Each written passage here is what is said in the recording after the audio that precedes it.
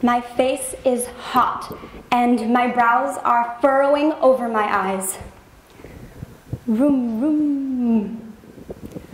Oh, are you serious? I just spent 30 minutes jumping my car yesterday.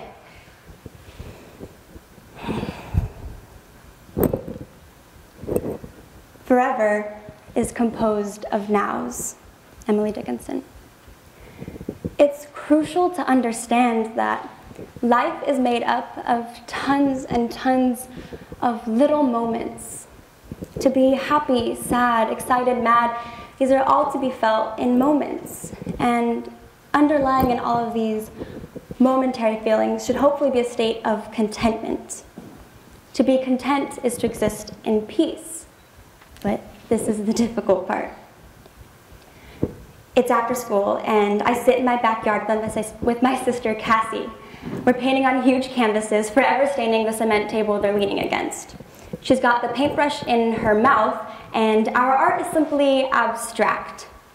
I can feel the cold paint ooze out of its tube in between my fingers as I quickly smack the canvas before it drips on me or the ground any more than it already has. Cassie laughs at me as I turn from the canvas to her and start making handprints all over her arms and legs. It's later now, and we're gonna have a sleepover. My dad hoists Cassie into her bed with all of her Care Bears while I run around the house trying to gather as many pillows and blankets as I can find to make a bed on her floor. As I snuggle in, she starts to tell me a spooky story, but once she falls asleep, I sneak out of my pillow fortress and go back to my room because the lights and sounds that her ventilator make in the dark scare me. Cassie, you know what? Cassie is a quadriplegic due to a series of events starting with ecoli meningitis as a premature baby to the surgery paralyzing her at 6 years old. So she gets around on a power chair with a sip and blow straw and receives breath support from a ventilator. But despite this, she's still the most exuberant and sassy person that I know. And sometimes she does well, others she doesn't, and you don't really get to choose the time that you spend with her. You have to allow the moment to come and hold you and take you on whatever adventure awaits. I try to hold this close in my heart, feeling the moments carry me. As humans, we all share similar fears. The fear of conformity, stress, lack of motivation, lack of purpose. And there's no one there beside you telling you what's right and what's wrong and what you should pursue other than your own conscience, and that's scary. To get anything done and done well, you have to go out on a whim and jump in full-heartedly, just hoping to land nicely. And sometimes we do, but sometimes we do not. As important as success is, the failure is even more significant. It's what brings us to the moment we're in, not where we were or hope to be. It's a reality check to show us what works and what doesn't and where we should take the next step. So even if there's no wizard of knowledge standing beside you, shaking their finger and nodding their head, you've got your experiences guiding you, calming that stress and holding you here, right here in this moment. So how do you do this? It's one thing to say this is how it should be, but another to really make it happen. Often you hear, time moves fast, it'll sweep by you quicker than you think. But I choose to neglect these statements. When you're in that frame of mind, you forget where you're supposed to be. You're rushing and worrying and hurrying, and you've left the present behind, and then what? What do you have when you're constantly concerned with what you had or what you want?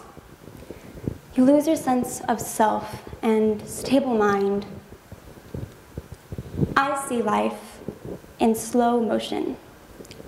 I don't think it happens quickly at all. I try my best to stop and think before I do anything or even anything happens to me. This is not easy. The vendetta I have with my faltered fuel pump in my 1997 Toyota RAV4 is a good example that I still struggle with this. But it's really quite simple once you start to see things in fragments. When I think about the time that I spend with my sister, I imagine it in fragments. It's more realistic this way because that's how life really happens. It is not fast and cohesive as everyone wants to make it out to be. It is slow and choppy with downward slopes and mighty hills. If you approach the day with a sure and gradual pace, the day will do the same, and you can watch each moment arrive, think about it, and then enact in it. This way, you're more confident and patient in what you're doing and how you're doing it. And look for your breaks, red traffic lights, or the line at the grocery store, the bank, or even your car not starting.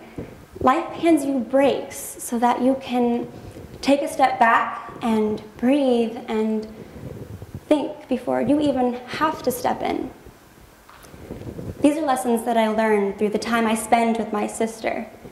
Like I said before, she's not always doing so well, and it can really take a toll on you living on that constant edge of frailty. But it just goes to show that you need to take advantage of the moment you do have with peaceful contentment and remembering to just breathe, because you never know if the moment you're in will be your last. On January 1st, 2008, I focus on a life other than mine. Cassie is 13 now, and she's been in and out of the hospital for the past few months. Her staph infection has taken over her body and is shutting down her organs one by one. I'm on top of the UCSF Medical Center, watching some nearby New Year's fireworks, while Cassie sleeps in a hospital bed a few floors below me with my mom and dad by her side. My nose is cold and running with San Francisco's night air biting at me, but in this moment, I feel some foreign peace that I haven't gotten to meet in some time. As I wake up the next morning, my mom calls everyone into her room and she sits us on the bed in front of her. I can see that her eyes are red and puffy, and I can feel a lump begin to form in my throat. I know something is wrong, and I pray that I can see Cassie after this. But my mom continues to speak in a trembling voice. Cassie has passed. And her last breath was my opportunity to just breathe. Thank you.